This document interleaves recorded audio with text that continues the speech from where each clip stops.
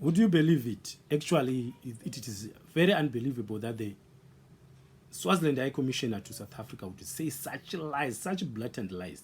He's the only guy who is offering that kind of explanation, that maybe they understood this technical hitch in the way SADC or the Troika is run, and they exploited it, and they think maybe they could get away with it. But eventually the summit did happen. In the end, the summit really did happen virtually, and Swaziland was not on the agenda. Because he was claiming that, of course, in the next summit that is going to happen. It happened on the 12th. The summit happened on the 12th. And Swaziland was not on the agenda. Just listen to the lies. Just listen. And then you understand why Swaziland is in the predicament that it is today. Why Swaziland is going to have serious problems in terms of these leaders who lie to people, who lie to themselves, and then pretend to be really honest people, and would stand in front of a camera and say things that are not very true, eloquently, claiming that they are the facts. Just listen. You can't believe what he's saying, this Swaziland here. I just wanted to bring the whole picture here so that you understand what is happening, that maybe the Troika is eventually not going to. Yes, they've already withdrawn, and they'll give you all sort of explanations. But what actually happened, that Mswati withdrew, Swaziland struck off the agenda of the Troika. And when it did happen eventually, they were saying the ministerial one, which happened on the 3rd, of course, they could not be in that because it has to be discussed at summit level first. Then the summit did happen, and Swaziland was not on the agenda. And when is going to be, is it going to be on the agenda anyway? When is going to happen that Swaziland is going to be on the agenda? Just listen to his explanation about democracy in Swaziland. He thinks there is democracy in Swaziland. He thinks Swaziland is a democratic country, a constitutional democracy, where people are allowed to vote, and all that kind of garbage that he's saying. You really wonder how is Swaziland going to change when young people like him think and reason like that. He said his country is involved on various levels with SADC in discussions about Swaziland. Which discussions is he having with SADC about, when they are refusing to be engaged on the summit and to be on the agenda on the summit discussion, the summit meeting? He is talking about, he's explaining it like maybe they are serious and they are discussing with SADC and Ramaphosa at various levels. I don't know of any such discussions myself. I don't. All I know is that when it will be explained, as is explained here, all I know is that SADC came to South Africa, SADC came to Swaziland, and they were frustrated by the way they were treated by the king. And when they went away, maybe that's why they are not coming back, because of the way they are treated. Mswati doesn't want any change in Swaziland. Mswati doesn't want any change in Eswatini. Just listen, and I want you to have a whole picture about this summit and the cancellation, and they're all about, from seasoned reporters and journalists. I want you to get it very clearly what is happening here, and why most countries would not help Swaziland. Why it is difficult for countries to intervene in Swaziland. I want you to get it very, very clearly. Ladies and gentlemen, this is We Africa. I want you to watch with me. I want you to watch, and watch very carefully, so that we understand what is happening in Swaziland. Why in certain areas where we think things will happen are not happening. Watch and share. Please share with this video with your friends. And please, thank you for watching. Thank you for being on the channel. Eswatini King Mswati has pulled his country off the agenda, can you believe it, of the SADC Troika ministerial meeting. The meeting began yesterday, and the deepening crisis in Eswatini and Mozambique were meant to be discussed, but as we're about to hear from Africa-Asia Dialogue's Milton Nkosi, it seems, Milton, hello to you, we're now in a position where at a Troika meeting, leaders can decide, no, we're not going to talk about the issues in my country, let's move on rather swiftly. What did you make of that? We're not discussing the biggest issue of our closest neighbour. Yeah, that is a shame because the issues in Swaziland are just as important as they are to South Africa and the SADC region. But my understanding is that Swaziland was there alongside Mozambique, which is where really some of the most pressing security matters facing SADC were concentrated. But it's a shame, nevertheless, for King Mswati to miss an opportunity to state his own case of what is going on in his country, Eswatini. Absolutely. We are going to talk about Mozambique in a moment, especially the region up in Cabo Delgado as well. And that's the terrorism side, it's the insurgency side, but we also cannot forget about the human rights violations, the allegations of human rights violations in Eswatini. Do you think this is because, Nkosi, the king simply doesn't want to have a spotlight shone on his own kingdom? Do you think he's running and hiding in this case?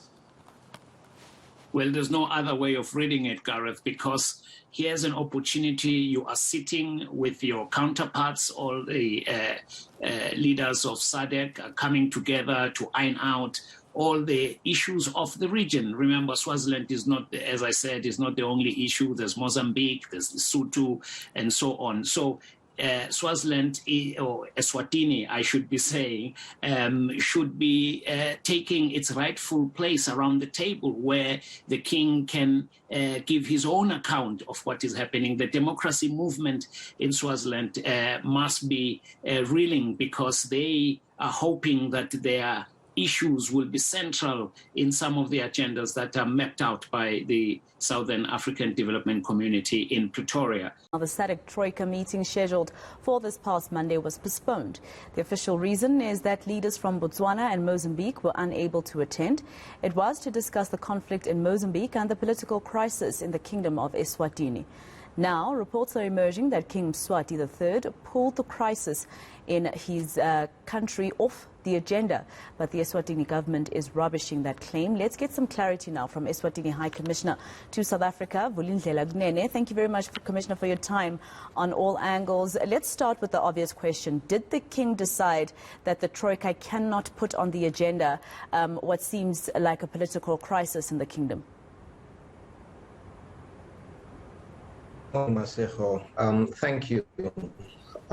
Perhaps I can give a bit of background in terms of what actually happened. We had an invite to the SADC Troika Summit, and we prepared to attend the SADC Troika Summit. And then on the Wednesday evening, we received communication from SADC that the Troika Summit had been downgraded from a summit to ministerial level. And because our issue was appearing before the summit for the first time, our issue had to be heard at summit level before it can be dealt with at Troika level, at ministerial level. Therefore, we indicated as much to SADC. We wrote formally to SADC informing them of the same situation, that our report was to be delivered to the summit, and as such, if it was at ministerial level, there was a redundancy in terms of our attendance. And they accepted this and they took us off the agenda. It was not at the instance of Eswatini that Eswatini did not come to the summit. It was because the summit was downgraded from summit level to ministerial level that there was a redundancy in our attendance, and that is what actually happened. So we were perturbed when we heard the reports that were circulating and the disinformation, to be frank, that was being shared as to why Eswatini was not in attendance of the summit, when in actual fact the summit itself had been cancelled and there was no summit effectively. It was a ministerial meeting of the Troika. Thank you. So essentially the kingdom and the king felt that discussions around political turmoil or instability in the kingdom cannot be discussed at a ministerial level. You misunderstand me slightly, Masejo. The nature of how SADC works is such that when the matter is before the summit for the first time, it is heard by the heads of state before it can be, the ministers can be mandated to deal with it. And that was the redundancy that was created. The matter was supposed to be heard at head of state level, and then the ministers could sink their teeth into it. So that is a procedural issue. It is not a subjective issue on the part of Eswatini, but it's a procedural issue that SADC rules of procedure have in place. All right. So I see you saying that it's procedural. So, but what can you tell us is happening in the Kingdom of Eswatini? Is the king still of the belief that there is no political instability in the country?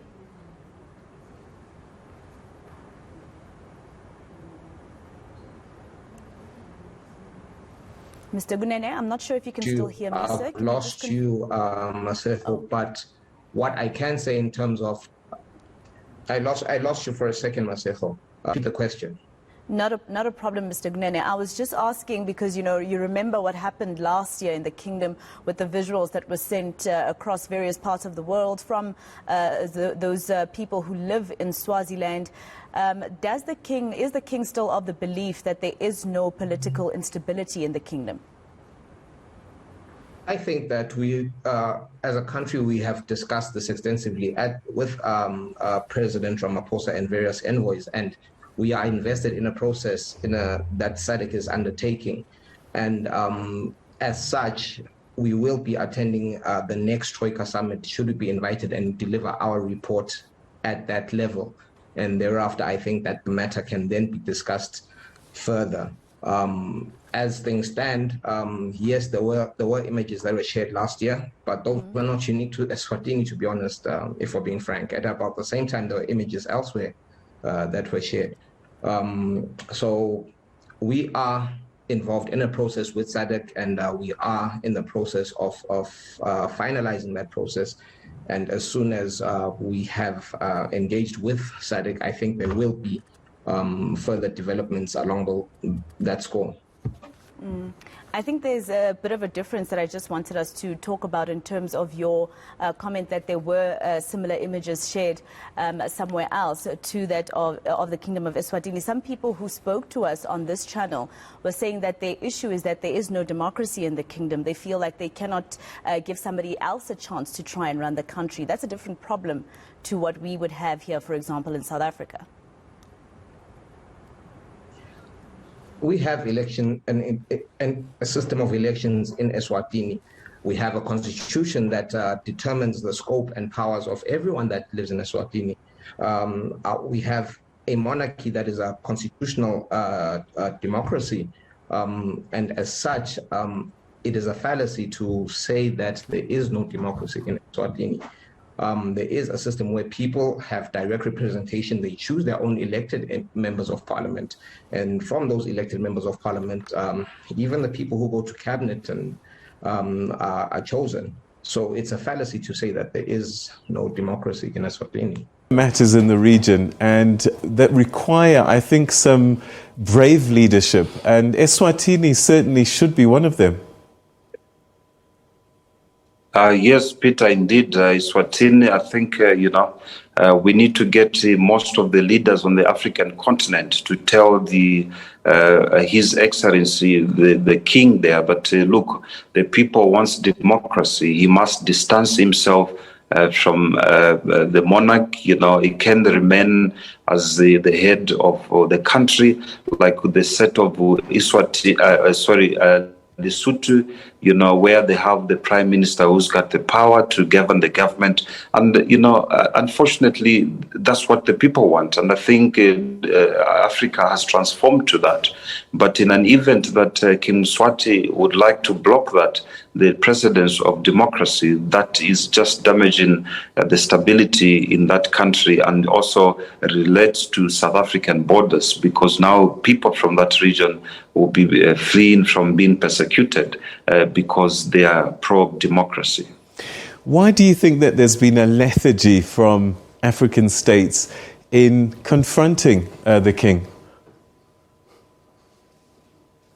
It is a problem of what was signed in 1961, Peter, the Vienna Convention, in terms of the sovereign, boundaries. Yes, countries, they can speak, to advise, but, they cannot go beyond a certain line which has been drawn. They classify those as domestic matters that the individual state must handle. But look, when we talk about human rights and the Convention of Human Rights by the United Nations or individual countries, any violations of human rights within other states, it becomes an interest of other states to get involved. But again, diplomacy, bars any president to go and interfere in the governance of this Eswatini at this stage. So we hope that the people of Eswatini, shall take up their responsibility and their constitutional right, even though their constitution does not allow, but there's means, other means that they can pursue to make sure that democracy can be given birth into that nation, so that they can have a chance to have one man, one vote, and choose the government that shall preside over their resources. Kaelihle, was Eswatini even on the agenda? Did they even talk about it?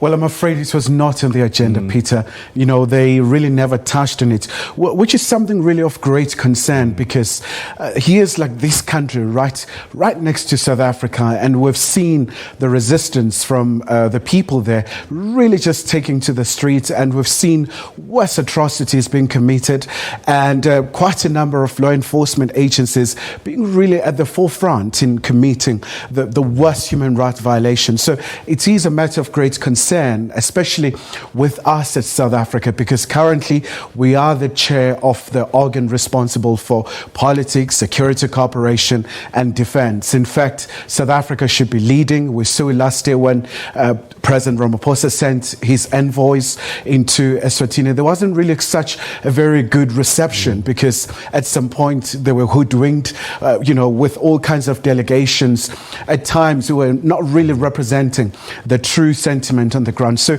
it is indeed an issue that should really be prioritized. But hopefully the incoming chair of this particular organ, of course, which is Namibia, should be looking and making sure that they bring this matter to the fore, especially because we know that the issue of peace and security, you won't have development as long as there is insecurity. You won't be seeing the investors coming to our shores if they are not really guaranteed in terms of all these noble values that you always talk about.